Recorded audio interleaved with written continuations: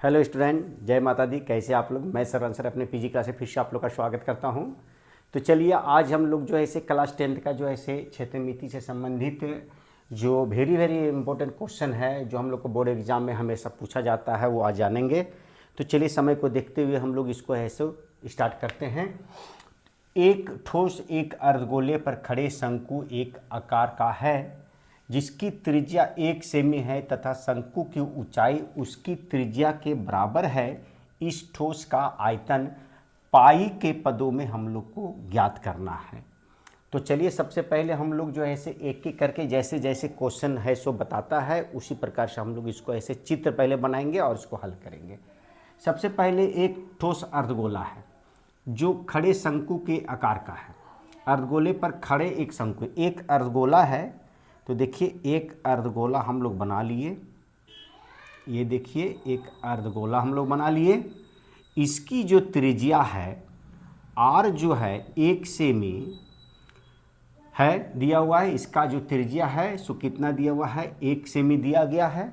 इस पर एक शंकु खड़ा है। इस पर क्या है? एक शंकु खड़ा है। देखिए ये शंकु हो गया खड़ा।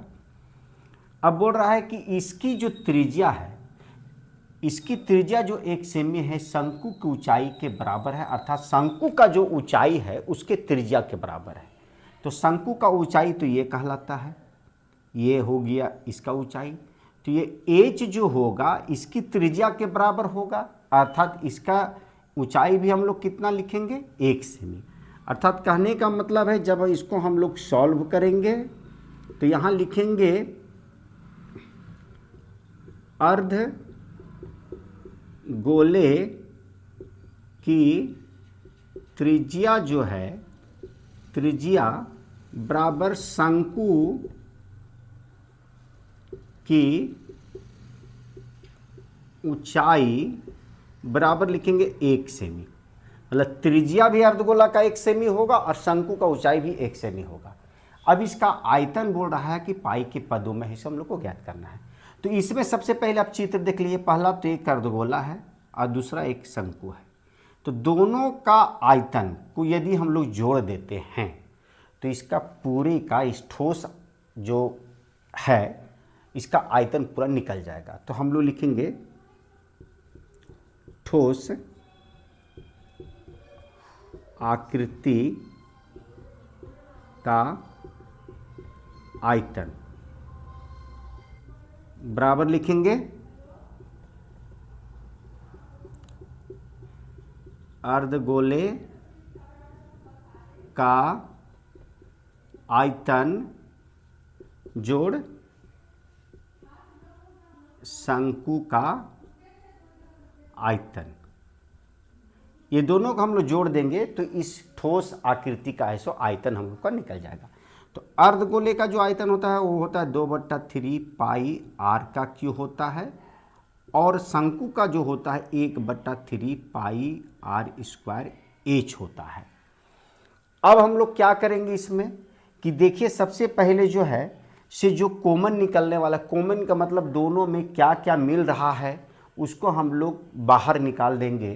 तो चलिए स्टार्ट करते हैं हम लोग। यहाँ देखिए 3 नीचे भी है, 3 नीचे भी है, पाई यहाँ पर है, पाई यहाँ है, आर यहाँ 2 है, यहाँ आर है सो 3 है। तो आर जो छोटा होता है उसको हम लोग बाहर निकाल देंगे। तो चलिए हम लोग क्या करते हैं कि सबसे पहले इसमें जो है जो निकलने वाला कॉमन है 1/3 निकालेंगे और पाई को निकाल देंगे और आर स्क्वायर को है निकाल देंगे बाहर। तो अब क्या बच रहा है वो देखेंगे। 3 निकल गया, पाई निकल गया, आर 2 को निकला तो 1 2 बच गया और 1 आर बच गया। तो आर यहाँ 1 है, यहाँ 2 है तो 3 हो जाएगा। अब प्लस यहाँ पर जो है 1/3, 1/3 तो निकल गया, पाई निकल गया, आर स्क्वायर निकल गया। तो क्या बच गया हम लोग का? एच बच गया यहाँ पर।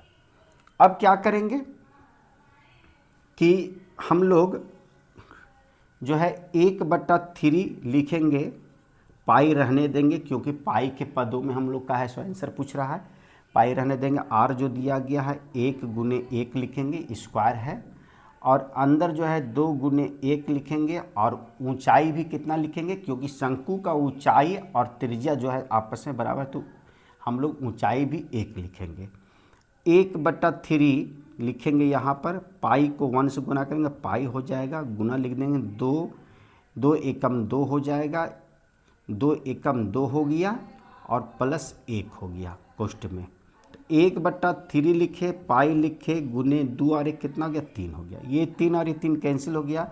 पाई को 1 से गुना करेंगे तो पाई, और आयतन जो लिखाता है सेंटीमीटर क्यूब, यही हम लोग का जो है सो इस ठोस का आयतन निकल गया।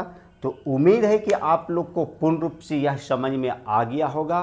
तो यदि आप लोग को यह क्वेश्चन का आंसर समझ में आ गया तो मेरे लिए लाइक कर दे, शेयर कर दे, और जो बच्चे पहली बार मेरे इस वीडियो को देख रहे हैं सबसे पहले मेरे चैनल को सब्सक्राइब करें और बेल बटन दबाना ना भूलें। तो चलिए फिर मिलते हैं नए वीडियो के साथ, तब तक के लिए have a nice day, take care, जय माता दी।